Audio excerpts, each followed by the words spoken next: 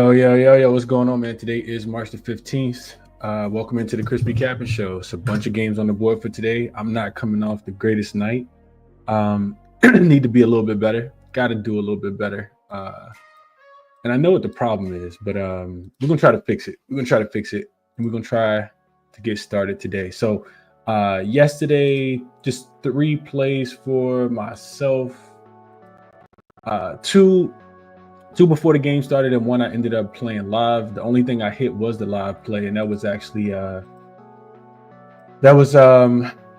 Indiana Pacers minus the 3.5 yesterday in the third quarter after having a lackluster first half. But Sengun did stay under his 20.5 points. He didn't shoot the ball as well as I thought he would. They also blew out the the Dallas Mavericks, so he didn't have to play in the fourth quarter. And then the Clippers and the Hawks, we had an 8-point third quarter from the Atlanta Hawks, and that game stays under the total pretty easily because of that 8-point third quarter. But the Clippers did their part. They scored 121. I can't remember the last time we saw Atlanta score 98 points, but it is what it is, man. It is what it is. You just gotta keep pushing through it, and hopefully we can do that today, man. Couple things I'm looking at betting today. Couple games I haven't even gotten to yet, if I'm being honest. So we'll talk about them. Let's get to it. Let's jump right to it. We'll go a couple comments and then we'll get started. Coda says, Chris, appreciate your work. Keep up the hard work. Appreciate that, man. Good morning, hype man. Especially when I'm getting smoked like this. Let's see. What up, Justin? What up, Manny? Appreciate y'all for tapping in. What up, Prestigious Prodigy? Guys up with me this morning. What's up, Brian? Says, let's get it today, boys. Lakers, nice to see that fight last night. Yeah, they did cover the number last night. Shout out to my Lakers. Shout out to our Lakers, Bryans. Sengun stole money last night, Manny says. Yeah, it was the first leg of a back-to-back. I knew that they would dominate the boards, and that's what I'm thinking I got to start doing a little bit better job of. Is Houston was the right side last night. I talked about it on the show yesterday. I also talked about it for the Pacers, even though the injury report got manipulated in that game. I just didn't pull the trigger because I was waiting to see if PJ Washington got ruled in. It really didn't matter, but PJ Washington was ruled out, so I probably should have pulled the trigger. But it is what it is. No idea, GLB. And you can't call it, man. You can't make this stuff up at all. So let's jump into it for today. What up? Beware the Fox says rise and grind. Appreciate you for tapping in as well. Let's start off with Jackson. We'll start off with the prompt of so I asked Jackson what was his favorite player prop. What is the best NBA player prop based on last 10 game hit rates? And Jackson tells me that Duncan Robinson, again, we talked about Duncan Robinson against Cleveland the other day, like a couple weeks ago, and he cashed. But Duncan Robinson up and over his points and assist prop, it's 13.5. The line is minus 110 over on ESPN Bet, so you're not even drinking a lot of juice. Said that he's gone over in nine of his last 10 games, averaging 17.1 points and assists. On the season, he's averaging 13.8. And Memphis ranks 10th, indicating a moderately challenging matchup for him. But Jackson likes the prop because it has been hitting a lot. Over his last 5 games, even better, averaging 15.6 points plus assists with a 100% hit rate. Favorable odds. So yeah, take Duncan Robinson up and over his 13.5 points and assists. Yesterday's prompt, I think, was Rudy Gobert up and over his points plus rebounds. That was a winner. I think he finished with 24 points plus rebounds. He had a 12-12 night. So Jackson did give out a winner on yesterday's show. So yeah, take with that information, do what you want. Duncan Robinson plays against a Memphis team that can absolutely get lit up from the 3-point line. We've talked about it. That was one of the reasons why I couldn't pull the trigger on Memphis yesterday. Is because their 3-point defense is pretty atrocious. They allowed the Cleveland Cavaliers to shoot 37% last night, make 19 threes. Miami's going to be gunning from the 3-point line again today. So, yeah, that's what we got for Jackson. As always, 50% promo code in the description of the video if you're interested in getting more insight with Jackson. So save yourself a ton of time on your own research and check Jackson out. There are also 5 free prompts per month if people are interested in checking out Jackson. All right, let's jump into it for the couple games that I did go through. We'll talk through the other ones really quickly as well, but I can't be on here all morning this morning. I said it yesterday, my son got soccer today, so I wake up early, cap these games, or fall asleep late capping the games, and then and then I'm gonna have to take a break and then jump back into it later. So first game we got up is the Boston Celtics and the Brooklyn Nets. We got, of course, let me just double check the odds. I do see this coming down from 11 down to 10 and a half on some books, and the total hasn't really moved a lot, but it is trickling up. It opened 214 up to 215 and a half. So injury report for the Brooklyn side of things: Noah Clowney is out, Cam Thomas is out, Nick Claxton is out, and I think that's all because they have a back-to-back, and they want to play tomorrow, I guess, what they think is a more winnable game against the Atlanta Hawks. Atlanta Hawks coming to town tomorrow. On the Boston side of things, Porzingis did not play yesterday. He is listed as questionable. Jaylen Brown also missed the game yesterday. He's listed as questionable. But Boston also got to town at like 2:36 this morning, I think it was. It was what the beat writer tweeted out. So who knows who's going to play in this game. It makes it very, very difficult. It's also second leg of a back-to-back, third game at 4 and 4th and 6th for Boston. I do expect them to rest a couple players. And it's the first of a back-to-back. There's a rematch for both of these teams that play each other in Brooklyn on Tuesday. I think that game is in Brooklyn, and it's on Tuesday. So take with all that information what you want. Brooklyn is just 1-9 straight up, 4-6 against the spread in their last 10 games. Without Cam Thomas, I initially started to look towards the under. It's a super low total though, man. Like without Cam Thomas this season, the Nets have played 41 games, and they're 25-16 to the under. 61%, including 7 of their last 9 games. I'm not sure how much Boston is going to care about defense on the second leg of a back-to-back. Like I said, they got the Brooklyn about 230. However, can we trust this Brooklyn Nets offense to score? They play at the slowest pace on the full season. Last 5 games, they play at the second slowest pace. And you know who plays slower? Boston. The only other team playing slower than the Nets right now is the Boston Celtics. So although they are top 10 both offensively and defensively, Boston are, they also playing super slow. So that I'm not expecting a lot of pace. I guess I'm expecting Brooklyn's defense to be a little bit better without Cam Thomas on the floor, which means they should be able to guard the three-point line a little bit better. And they have recently, last 5 games, 6th in opponent accuracy against the 10th most difficult schedule for the Brooklyn Nets. And we know Boston want to shoot a ton of threes. So I have no idea. Boston is just 3-5 against the spread when playing unrested, coming off a win. They typically play much better off a loss. No real look ahead spot because they got the Nets on deck. So I guess all in all, if I knew the Nets were going to be able to score enough points, I would probably take the over. I don't think Boston, like I said, I don't think they'll care about defense too much in this spot. A bunch of threes being shot. We only need Brooklyn to get to 103 points, but man, that may not even seem manageable, honestly. So I guess I'll say all that. To as much as I want to take the over, I guess I lean more towards the under just because Brooklyn could really struggle to score in this spot, and I'm expecting the game to be played super slow. So under would be my recommendation, I guess. Under 215 and a half if I had to bet anything here, but it's nothing that's in my pocket at all. And I also think you got to wait on the injury report for Boston because Drew Holiday may miss this game. Porzingis, Jaylen Brown, don't know if they're going to come back. And same thing for Jason Tatum. He could potentially miss this game as well. Good morning, Nayeli. Appreciate you for tapping in. Aaron says those was nasty boy picks last night. Yeah, they weren't good picks at all, Aaron. What is up, Big Mark? Appreciate you for tapping in. Project Boys, good morning. What up, Mark? Duncan threes, 88 boards, Daryl says. Appreciate you, Pitcher Plays. Appreciate that for sure. Brian says Brooklyn first quarter, Boston full game. Boston closes better. I think they'll cover. They could cover. Steve says Celtics such a weird team. I mean, he says defense looks locked in against Miami, then OKC. Yeah, I mean, I don't know. I don't think your defense got a place but so good to play against Miami though. Miami is not a good offensive team. They're actually a terrible offensive team.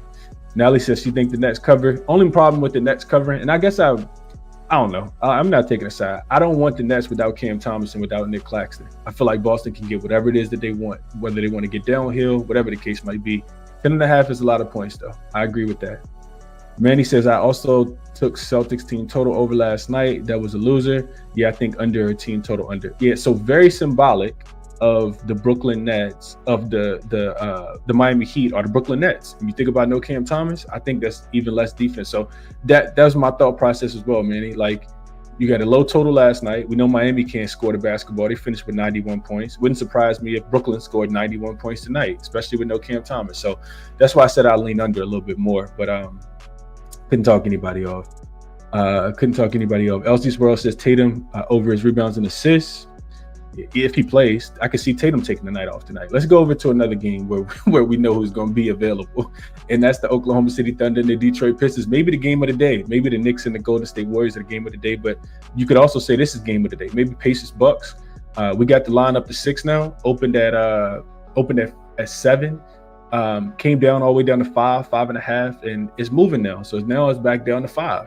So this line kind of doing a lot of flip-flop. I spent a lot of time on this game. I still don't absolutely love what I'm going to say, but it is what the data says. So let's get into it. We start with the injury report. Jalen Williams, J-Dub, has already been ruled out. He missed the game against Boston as well. And then AJ Mitchell continues to be out. Chet Holmgren is listed as out for rest. And Wiggins could also potentially miss his first game of the season. He's listed as questionable. And I think it's an illness that he's dealing with. Yeah, listed as questionable with an illness. And then on the Detroit side of things, they should have everybody. No Jay Navi, of course, but they should have everybody else. When you look at the head-to-head matchup, Detroit has covered 8 of the last 10 against Oklahoma City. I want to say they beat them outright the last time that they played. But this is the first matchup of the season this year. OKC has been really good on the road, really good at home. We know that. ATS-wise, 19-11-2 against the spread. On the season on the road. They've won 8 of their last 10, 6-4 against the spread in their last 10. This is the first leg of a back-to-back. They got a game against the Bucks tomorrow in Milwaukee. So something to take into consideration. Definitely a part of the handicap that needs to be mentioned. And I'll talk a little bit more about that in a second. On the Detroit side of things, 6-3-1 against the spread in their last 10 games. Coming off a loss as a 13.5-point home favorite against the Washington Wizards. So probably probably super locked in for this game, especially understanding that OKC is the best team in the Western Conference. So when I'm looking into it, right, the first thing that sticks out to me is Detroit has played the 4th easiest strength of schedule last 5 games. They played the Wizards twice, a game in there against Portland, and then OKC has played the 4th most difficult schedule over the last 5 games. And they're better. They have better numbers offensively and defensively. So as much as I want to take the points with the home dog here, that tells me OKC can definitely, has the potential to win and cover this game if they, don't look too far ahead to tomorrow's game against the Bucks. And they did get their revenge from the in-season tournament at home where they smoked the Bucks in that game. But something tells me that I think resting Chet in this game is they got tomorrow's game circled as a bigger game, in my opinion. And that frightens me a little bit with one of the later points here with OKC. I do think that Detroit is going to be able to score in transition. I don't think that Detroit is going to be able to score in transition the way that they typically do. OKC is actually a top 10 transition defense. And I think OKC can shut the water down for Detroit, a team that likes to get out and run a lot. On the opposite side, Detroit also plays really good transition defense. OKC's top 10 in transition frequency over the full season. Detroit doesn't do the greatest job of ISO defense. They're 22nd in efficiency, and OKC runs ISO at the 5th highest rate. So that, to me, that screams SGA, up and over his points prop. And we'll talk a little bit more about that in a second. Detroit should win the rebounding battle, especially without Chet being available. I do think that they have the better rebounders. You got Amin Thompson and Tobias Harris. Cade Cunningham's one of the best, guard rebounders. Jalen Duren is an excellent rebounder. Isaiah Stewart can come in and rebound the basketball as well. So I do think that they'll win the boards. A part of me, like I said, kind of feels like resting Chet today because they see tomorrow's game versus Milwaukee as a bigger game. Maybe still wanting to get that in-season tournament revenge that's on their minds. I'm not quite sure. Detroit, when I looked at the trends, Detroit has covered 4 in a row as a home dog. They're 10-7 against the spread as a home dog overall this season. OKC, though, 11-16 against the spread when they're road favorites. They've covered 3 in a row as well. Impressively, OKC as a road favorite in high totals, 8-0. I'm sorry, with a high total of 230 or more, they're actually 8-0 straight up against the spread this season. So they've done really, really well in this spot. So I kind of want to take OKC. What I landed on, though, and I haven't played it yet, is the under 234.5. And the total is only going up. I see it up to 235 now. So we'll see how it gets. But OKC in these road games with high totals typically play really good defense. And I do think that they are going to be able to shut down somebody not shut down, but I think that they're going to be able to limit Cade Cunningham. I know Cade is going up and over his points prop in like 6 straight games. I think they put Dort on him. I think their pick and roll defense is really, really good. So I'm going to, I don't know if I'm going to play it, but I do like the under 234.5 or a potential Detroit team total under. I think you can get like a 115.5. That's what I'm going to be looking towards as far as side and total. As far as player props, I haven't bet on Shea a lot this season, but I did play Shea points in this spot. Up and over 33.5 points is what I bet on when I bet on Shea Gilgeous-Alexander. So if we go over to Outlier, 7-day free trial link in the video description if you're interested in checking out this sports betting software. If we look at Shea's points, right, we can see that he has stayed under the 34.5 in back-to-back games against Denver and Boston. But he gets another team that's super fast-paced, right? We know Detroit is top 10 in pace as well. Detroit is 10th in pace. Detroit also doesn't do the greatest job of ISO defense. I already talked about it. And they also don't do the greatest job of pick and roll ball handler defense either. They're 25th. So they give up the 6th most points against the pick and roll. And now you take away somebody like Chet Holmgren, you take away Jalen Williams. I think SGA even has even more usage. I hadn't even looked into his usage without those guys on the floor. I just think that this is going to be one of the games where SGA is going to, try to make his mark for another MVP campaign. I like that this is up to 34.5. I also see 35.5 on a couple books as well. So I did lock in SGA up and over his 33.5 points, rebounds, and assists here, thinking that, he has a really, really big game. I think the minutes will be there. He's shooting the ball well. He's shooting the ball a lot too. Like, that's another thing. Like, he is shooting the ball a lot. So I like SGA up and over. I took him at 33.5 points in this matchup. Let's see. Yeah, 33.5 points with no Chet and no Jalen Williams in this spot. Thinking that he has a big game. Let's go through a couple comments. We'll move over to the next game. All right, let's see. Detroit plus 6.5 for Bryant. To the over, in my opinion, Detroit play Oklahoma tough. They do play them tough. Chet is resting. He is resting because they want to play him tomorrow, Steven. They don't want to play him back-to-back, but I get what you're saying. Manny says Detroit strength of schedule, though. Only team they beat above 500 was the Celtics. That was like 8 games ago, I believe. Yeah, Manny, I saw the same thing. Like I said, they played the 4th easiest strength of schedule over the last 5 games. That does not make me want to take Detroit in this spot. I think it's a little bit more look towards OKC, minus the 5 I think you can get right now.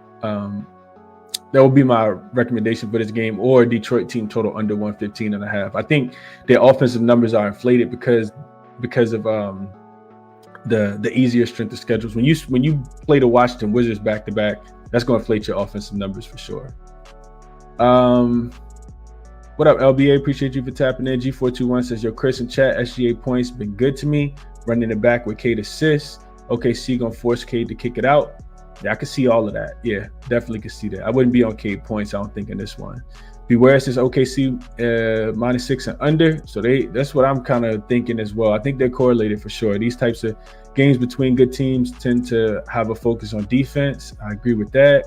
Cade doesn't assist much anymore, tends to shoot more. I think I disagree with that, right? Let's see. Cade is passing the ball a lot. Yeah, he's had double-digit assists in back-to-back games. 3 of his last 5, he's had double-digit assists. So, yeah, I think I disagree with that. He definitely has been passing. What up, Oaktown Finest says, what's good, Chris? When you on the Outlier app, how much do you factor in the head-to-head matchups when you're looking at props? Not much at all, Oaktown's Finest. I think it's cool to see how well they've played, but it's more so about recent stuff for me when I'm looking at Outlier. Like, remember I talked about liking Sengun up and over his points prop yesterday, and he had hit it 2 of the 3 times that he played against them this season, but it didn't matter yesterday because they blew him out. So recent form should have just told me to take Houston minus the points versus messing with the spread. I mean, messing with the player props. During over his board is not a bad look, Robert. I do think he's going to, they only got Isaiah Hartenstein down there. So, yeah, I do think, I mean, they'll have the other big J-Dub, but yeah, I think a look towards Durham boards could absolutely be a winning bet today for sure. Didn't bet it, but yeah. Under in this game, and I think minus the 5 would be the recommendation for myself. Next game up, we got the Chicago Bulls and the Houston Rockets. Game will be played at Houston. Houston is laying 8.5 points.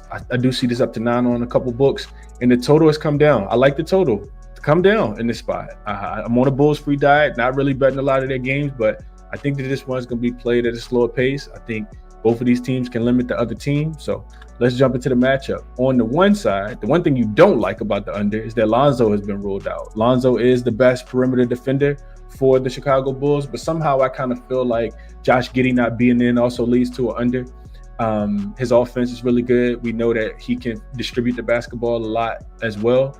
And defensively, I feel like Giddey's a cone. Like he can't guard anybody, in my opinion. So you also got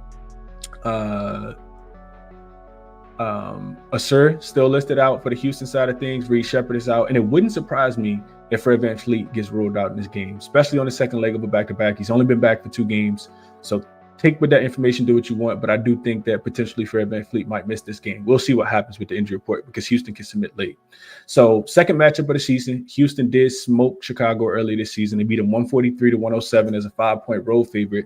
The totals are 8-2 to the over in the last 10 games, and 7 straight have actually gone up and over the total in the head-to-head matchup. You look at the Bulls, they've been covering a lot. 8-2 straight up in there, 8-2 against the spread in their last 10 games. They've covered 4 in a row. 3 straight unders for the Chicago Bulls as well. And you look at the Rockets, second leg of a back-to-back, they've covered 4 straight as well, and 5 of their last 6. But now you're needing them to win by double digits. And whenever you need the Chicago Bulls to lose by double digits, it always feels like they find a way to keep the game closer than they should. So I look into the recent Bulls because they have been playing well. They've turned into a team that attacks the paint a lot. It's crazy to think because they're such a 3-point shooting happy team on the full season. Maybe it's the no Giddey. I'm not sure what it is. Maybe it's because Vucevic minutes have been limited, but they actually starting to attack the paint a lot. Last 5 games, they're 6th in rim frequency and 14th in rim accuracy. They stopped shooting as many threes, and they aren't shooting them well at all. Last 5 games, actually the second worst 3-point shooting team in the NBA are the Chicago Bulls, and that's their bread and butter. The game to me could be won in transition. Right, so if Houston can get back in transition on the season, they're 12th in opponent transition efficiency. The Bulls, they like to get out and run. Second in transition frequency, of course, on the full season. I think Houston wins the game and covers the number if that happens. I don't think Chicago will be able to score in the paint against Houston the way that they have against some of the teams that they have been playing recently. Houston is also the number 1 rated defensive team last 5 games. And the second best 3-point defense. So even if Chicago, tries to go out and get back to shooting threes, I do think Houston should be able to slow them down. Chicago's still playing with pace. Last 5 games, they're second, but you got a Rockets team that's bottom 10 in pace last 5 games. They've also the Rockets have played the second easiest strength of schedule as well.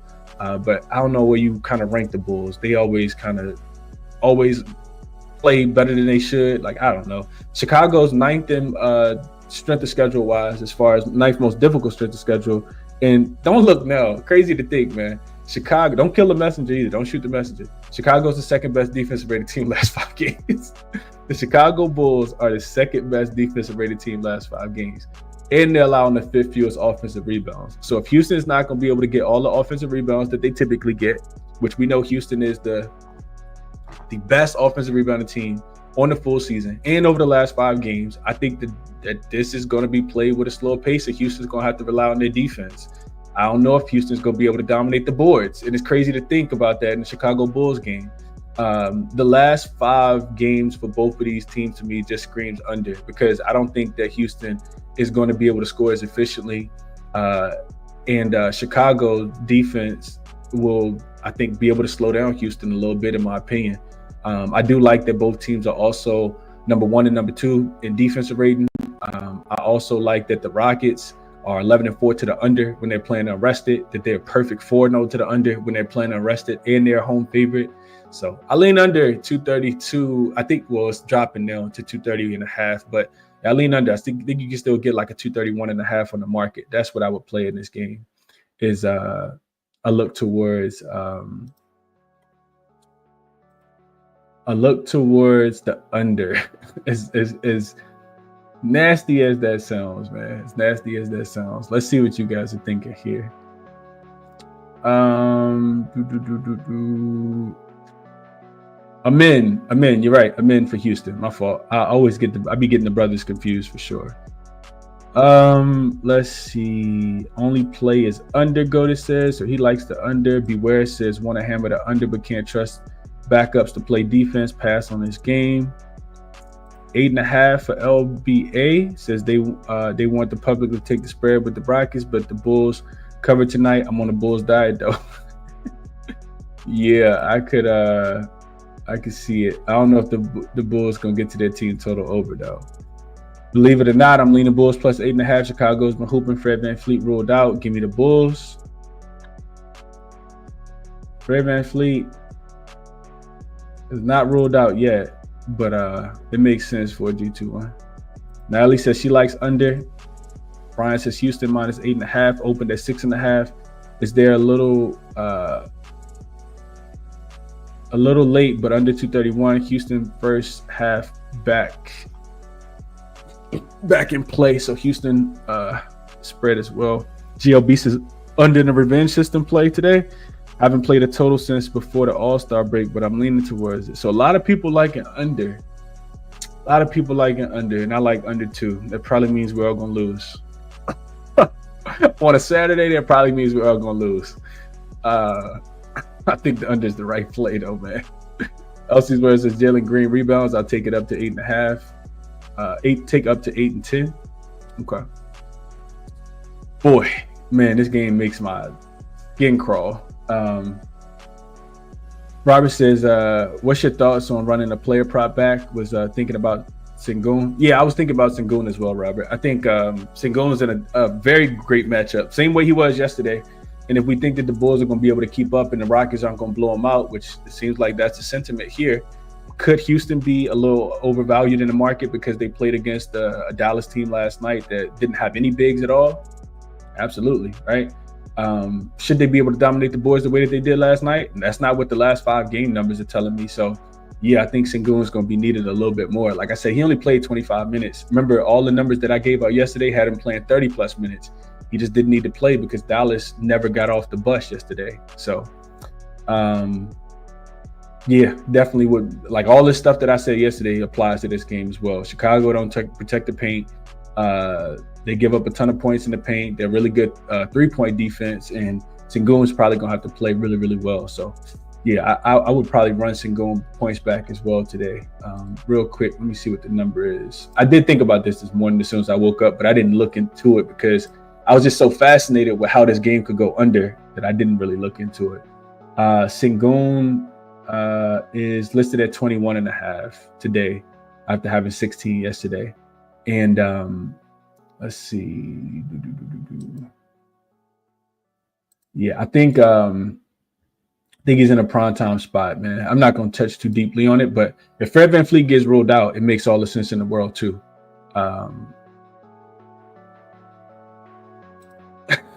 Mark says now run away from Bulls game. Same. Leaning Nets plus the points. What's up, Tariq?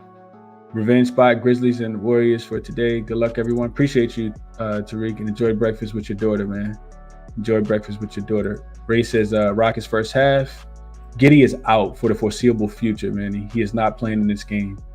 Beware says he locked it in under 230.5. Yeah, I think under is the right play, man. I do. I don't know if I'm gonna put no money on it because totals have not been kind to me, but under makes the most sense in my opinion. Let's go to Pacers and Bucks. So we got Pacers and Bucks. Of course, these two teams just played. Line open 5.5. Hasn't moved a lot at all, which means that Pacers could potentially cover this spread, man. We'll see what happens. A lot of the times the Sharps like to go heavy on the team that just covered. On the team that, they expect to have revenge. But now, I mean, this line is a little crazy in my opinion. It is a little crazy. Well, I take that back. I did see it. Now that I'm looking at it, it looks like it opened at 3.5. 5.5 is the key number though. So whatever side you want to be on, you want to make sure you feel solid in your foundation on that side. All right, so we look at what just happened, right? Quick revenge. Of course, the Bucks beat the Lakers. And before that, they had lost to the Pacers on the Tyrese Halliburton 3-point shot. So quick revenge spot here for the Bucks. They have covered all 3 games. The Pacers actually closed as a 1.5-point favorite in that last game that was played a couple games ago. And they won the game by 1, of course, on the Tyrese Halliburton 3-point shot that he was fouled on. Indy has not been covering the number. They are on the second leg of a back-to-back. They're 0-5 against this, I think, on the full game. Yeah, because they didn't end up covering that late number last night. Let me just double check. Yeah, they end up being a 13-point favorite when the Philadelphia 76ers ruled a lot of players out last night. They are just 3-7 against the spread in their last 10 games, 8-2 to the under. Last night's game stayed under as well. And crazy to think that the Pacers are 8-2 to the under in their last 10 games. Even with Tyrese Halliburton coming back, they've played in 4 straight unders. The Bucks, 7-2-1 against the spread in their last 10 games. They beat my Lakers by 20, and they have the one-day rest advantage here. They have won and covered back-to-back games. First leg of a back-to-back, they got the Oklahoma City Thunder coming into town tomorrow. So not the greatest spot for the Pacers. I watched the Pacers. We played Pacers. Hopefully members got it in last night. I sent it out at halftime. We played Pacers third quarter -4.5 because they came out just BSing in the first half. And I could kind of tell when I saw Aaron Nesmith hit the 3 and Pascal Siakam clapping, but right before halftime, that they were going to come out and punch the Sixers in the mouth. And that's what they did in the third quarter. It really only took one good third quarter, though, for them to win the game. You could kind of tell that they had no interest in, really winning the game by margin or sending any kind of message to Philly last night. So I know the Pacers aren't necessarily the greatest on the second leg of a back-to-back. I do feel like 5.5 is about right where this line should be. Pacers are just 2-8 against the spread on the second leg of back-to-back games. They've actually failed to cover their last 5 in a row, losing by an average of 8 points in those games. And I don't know, Bucks and revenge games this season. Let's see what they are. I didn't look into this last night. Bucks are 6-9 straight up, 6-9 against the spread in revenge games this season. If they're favored in those games, they are 5-3 straight up and 3-5 against the spread. I kind of think that this line has gotten too big. Maybe Pacers end up getting 6. I feel like these teams are pretty evenly matched. We'll see what happens with the injury report, but I'm not expecting anybody to sit for the Pacers. I kind of want to take the Pacers plus the points, even though the Bucks, I know that they got revenge on their mind. Everybody should be ruled in except Bobby Portis. That's what I kind of look towards today. And I also looked a little bit towards the under as well. 237.5 was the total in the last game. This total has come down to 235. Last game stayed under. I just mentioned the trends for the Pacers. Unders 8-2, last 10, 4-0, last 4. And they also, the Bucks also play a lot better defense at home. So I think I would look a little bit more towards the under, but I didn't play this game. Did not play the game. A couple of those games, yeah, G421, no Lonzo. They still been playing really good defense. It's actually pretty amazing, G421. There should be a case study for the Chicago Bulls to follow them around throughout the season and kind of figure out how they putting things together, because it's pretty interesting, man. And did I see Patrick Williams play in that last game for Chicago? I think he did. If Patrick Williams plays, that improves the defense a lot. Maybe that's one of the reasons why they've been playing a little bit better, because I know it ain't because of Kevin Huerter or Trey Jones. They can't guard anybody. Let's see what we're saying about this one. Bet at your own risk says, what's good, Chris? I took Lopez over his 12.5 points. He's 9-5 to the over in his last 14 meetings against the Pacers specifically. Okay. LBA says Pacers just don't give me the confidence they'll cover. So real quick, let's look at the Pacers as road dogs. They are 9-7 straight up. So they do cover. If they're a road dog, they win, actually. They actually got a higher win percentage than most teams got for the full season. 9-7 straight up as a road dog. They've covered 10 of their 16 games in the spot. 10-6 to the over. 10-6 against the spread and 11-5 to the over. So take with that information, do what you want. Pacers a little bit better as a road dog. And these trends don't always mean anything. They've been a road dog twice this season with 0 days rest, and they're 2-1 against the spread in those games. Got to cover against the Magic and got to cover against the against the Warriors. So, and they were getting 6 and 5.5 in both of those games. They lost by 4 and lost by 6. So end up covering both of those games. So yeah, take with that information, do what you want. G421 says he's going Bucks minus 5.5. Giannis points plus rebounds, maybe points, rebounds, and assists. Brian says he'll play Indiana plus 5.5. I don't like Milwaukee laying points at home, especially against a team that doesn't like you, always wants to beat you. That's a fact. Bucks quick revenge spot for Dex. Manny says can't trust the Bucks in revenge games. Don't sound like it. I just read y'all the numbers, so I'm gonna take the points with the Pacers. I'll see where the line goes throughout the day. But I do feel like Indiana, the sharp side is Indiana, especially with the line getting up to 5.5 now. I don't want the Bucks right now. Yeah, I don't want the Bucks right now. And I don't want to prolong the show either. Real quick, let me just double check something real quick. But I kind of want to look into it a little bit deeper, into some advanced numbers as well. So let's look real quick. Let's just go last 5 games real quick. Let's go last 5 games. So Pacers and Milwaukee. All right, so Pacers are terrible offensively last 5 games. 23rd in offensive rating, 26th in effective field goal percentage. They are protecting the basketball really well, not getting any offensive rebounds. And the Bucks are 7th defensively, number 1 in rim frequency. Pacers taking the 5th most shots at the rim, and also living in the long mid-range as well, 9th in frequency and 4th in accuracy. Bucks not defending that shot zone well at all. Pacers been getting out running in transition, 4th in frequency, 4th in efficiency. Bucks bottom 10 in opponent transition frequency, so they're not doing the greatest job of stopping teams from getting out and running. Let's see, strength of schedule wise, Pacers have played a cupcake schedule.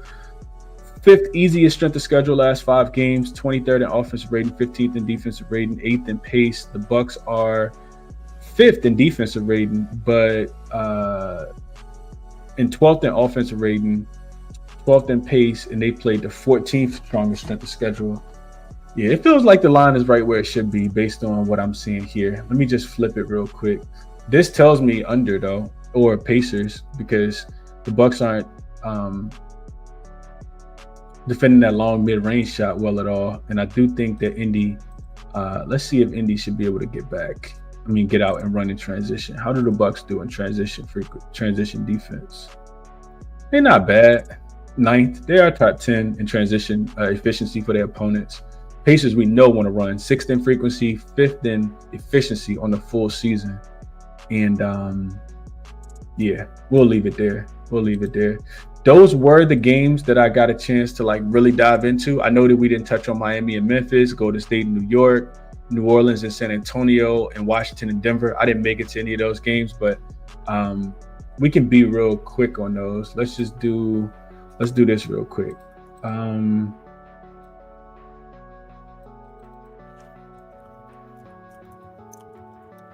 Let's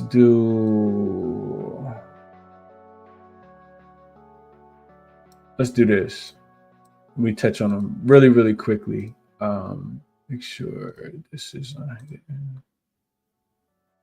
All right, cool. Let's do this. Let's go rapid fire through these other games real quick. So we got Miami and Memphis. Memphis, of course, did not cover last night. It is the second leg of a back-to-back. Memphis is also playing 5th game in 6 nights, and 5th game in 7 nights, and 6th game in 9 nights. It's not a Memphis spot. However, there's no such thing as a Miami spot nowadays. You can't find me a Miami spot. It's also a second leg of a back-to-back, a home road back-to-back for them. It's also 6th game in 9 nights for Memphis as well. So the thing that I was thinking about in this game is Jaren Jackson Jr. did come back last night. He did play, right? So does he play on the second leg of a back-to-back? I'm not quite sure. I know that when I look at, and I see Alex Burke listed as game time decision, of course, no Jovic as well. We just saw Miami score, 91 points last night. I know that the Memphis Grizzlies defense has been pretty bad, but if we look at the Heat,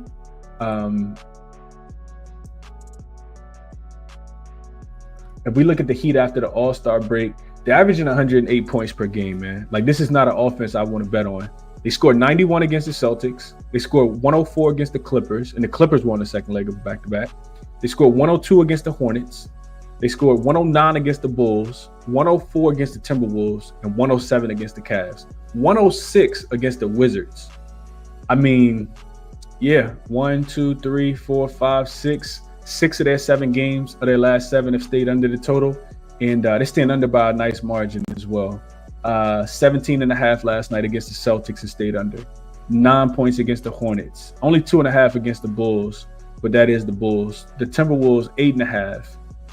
Cavs 1, Wizards 21.5. So I'm just not a believer right now in this Miami Heat offense, man.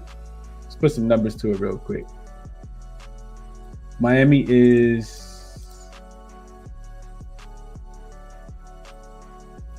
the worst offensive rated team, 107.5 offensive rating. They're taking shots at the rim, 14th in rim frequency. The only thing Memphis is doing well, Memphis defense has actually been improved. They're 12th defensively last 5 games, what I'm looking at here. They're 7th in opponent rim frequency, though, and 1st in opponent rim accuracy. So Miami's taking a lot of shots at the rim, not making a lot. Miami's also firing up a bunch of threes, 10th and above the break free frequency. Memphis struggling. We talked about it yesterday. They struggle to guard the 3-point line. So that's the only concern, I guess. We know that Memphis does not want to play fast on a 6 game and 9 nights with travel. I would imagine that they would play. This game will be played pretty slow. I know Memphis plays fast, but I think Miami, one thing that they can do defensively is slow the game down. Because they do. Only thing I'll give Miami credit for in the whole season actually is Tyler Hero. I'll give him a couple little props, but Memphis is a team that likes to get out and run in transition on the season. They're number 1 in transition frequency, and Miami, they're 3rd in opponent transition frequency. So Miami does a really good job of slowing teams down from running the break. They're also playing at the 4th slowest pace last 5 games, 3rd slowest pace on the full season. I can't lay points with Memphis right now, but I also can't take them with Miami. This is a clear pass for me. I guess I'd be looking a little bit more towards the under. I think it could stay under. Miami, I feel like defensively, real quick, let me just look. Miami games are just so gross. Like, they just make my stomach turn. Memphis is taking a lot of shots in the paint, 2nd in frequency, 9th in accuracy, also not shooting the 3-point shot really well. Miami is not defending the 3-point. Well, Miami is defending the 3-point shot well, and Memphis not even taking a lot. So all of this screams under to me. Memphis 6th in mid-range frequency, 10th in accuracy, and Miami actually limited in that shot, 2nd in opponent mid-range frequency over the last 5 games. All of this to me screams under. Memphis wants to get out and run. Miami does a really good job of taking that away.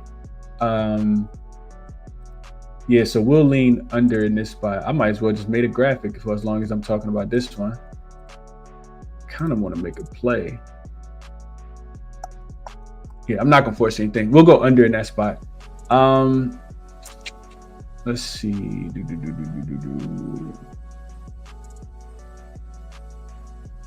Yeah, I could definitely see a double-double for Jalen Duren, and potentially one for Halliburton too. Bookie says Bucks team total over 120. Blaze says that's a polo sweater. I got the same. Chris. Fade Miami for the rest of the season, man. He says every game I'll let y'all know if I come out profitable. I'm confident I will be. Probably a thing. No such thing as in Miami. Grizzlies tonight. Miami been terrible on the road in the second half. Go Grizzlies. Brian says he's gonna lay it with Memphis in this spot. I don't like the 5th game in 7 nights for Memphis though. Don't like that at all. Stay less. Grizzlies are no such thing as a lock, but I understand it. Yeah, that was a good effort last night, Taylor. But then again, it's Denver, man. Does Denver really want to play defense? Never, right? Never. Spurs game over for Erica. Could see it. Triple J props cash today. We'll see if he actually plays. There, we talked about this game in lengths earlier. All right, so next one we got up real quick. We'll go. And I gotta get ready to go. We got Golden State in New York. I do think that we just stop fading. Like I talked about wanting to fade Golden State in the last game. I think you just play with Golden State. Like you just play on them or just stay away from the game. I also lean under. And it's dropping already down from 229 to 227.5. Miami's offense is not Miami. So not Miami. You got New York coming off the overtime game against the Portland Trail Blazers the other day. They also in a revenge spot. Golden State just beat them 114 to 102 as a 1-point dog earlier this month, back on March the 4th. So the Knicks are 28th in offensive rating. Golden State is 8th in defensive rating. The Knicks are 3rd in defensive rating. Golden State's 4th in offensive rating. So if all of those things hold true, then the Knicks should struggle to score, but play really good defense. And Golden State should play really good defense, but the Knicks defense should be able to slow them down. So I do lean under. It's already dropping from 229 down to 228, I see. Definitely shop around, get the best number. I haven't played it yet. Knicks have played the 6th strongest strength of schedule. Golden State's played the 22nd strongest strength of schedule. And the Knicks are also still playing slow. 20th in pace, Golden State 14th in pace. And I do think the Golden State Warriors are just turned up right now. This is not a team that I would be betting against. I watched them absolutely destroy the Sacramento Kings the other day. And if they can win on the road as a dog, shorthanded, I do think that they can get this game as well. Jonathan Kuminga being back is also going to be helpful for him. Just makes the offense that even more dynamic. And I think it's an under type game. I do like the under a little bit more than the side, but I wouldn't be fading the Warriors. I think it opened at let's see real quick. It opened at 6.5, went down to 6. Now it's up from 6.5 to 7. And I agree with that line movement. I know that the Warriors have been the Nets have been really good. I think that they potentially get smoked in this game here. Just not really wanting to fade the Warriors right now. Stop playing with the Warriors, Tony says. Justin liked the under, put it in his pocket, 229. Kuminga back. He's been trying to eat. Watch this. Dex says Golden State's hot. I mean, they hotter than fish grease right now, boy. I need them futures to cash so bad. The team total over, I think it was like 43.5 or whatever number we got, and I sent out, and then for them to make the playoffs, which is looking really good. Hopefully they can avoid the play-in tournament. Don't even have to get into the play-in tournament, man. So one of the reasons I haven't really been betting on Golden State as much, because I really just need them to keep racking up wins. And as long as they do so, it just continues to look better for me. They've won 9 of their last 10. I think that they're 12-1 or 13-1 since Jimmy Butler joined the team. And Yep. Let's see. Knicks also 7-3 to the under in their last 10 games. Last game of a 5-game road trip. They played 8 of their last 10 games on the road as well. It's a Golden State spot. Only thing with Golden State is they do got Denver coming to town on Monday, but I don't think that's too much of a look ahead. Not playing with the state no more. Give me the points and team total over. Knicks are back, never cover. The NC Knicks are back, never cover. Good morning, Lightbearer. Appreciate you for tapping in as well. What was the other game that we had on the board for today? The Pelicans and the Spurs. Yeah, Pelicans and Spurs. This opened with the Pels laying 2.5. They're laying 5 now. Man, boy, if you watch the Spurs, and I leaned Charlotte yesterday plus the 7 before the Fox News. The Spurs, they allowed the Charlotte Hornets to shoot 56% from the 3-point line yesterday. I think what Erica said, where she said that? She said, where's that comment from Erica? She said over? Yeah, I think it's just over, man. The Spurs have been, I mean, they literally can't stop anybody. They already had the worst defense. I don't think it's going to get no better today. The Pelicans also can't stop anybody. This total open 234.5 is up to 237.5. I agree. The Spurs have played in 1, 2, 3, 4, 5, 6, 7, 8 straight overs. Last night was 179 points. Before that, against the Mavs, it was 242. Before that, it was the Mavs. It was 262. Before that, it was Timberwolves. It was 263. Before that, it was Kings. It was 236. Before that, it was Nets. It was 240. Before that, it was Thunder. It was 276. Before that, it was Grizzlies. It was 258. I mean, y'all get the point. All of the games are going over. It really don't even matter who they play against. This could be another game for somebody like Zion to get a triple double. His assist prop, he should be able to get downhill. They don't really have a true center with what's my man name? I can't think of his name, but they don't have a true center.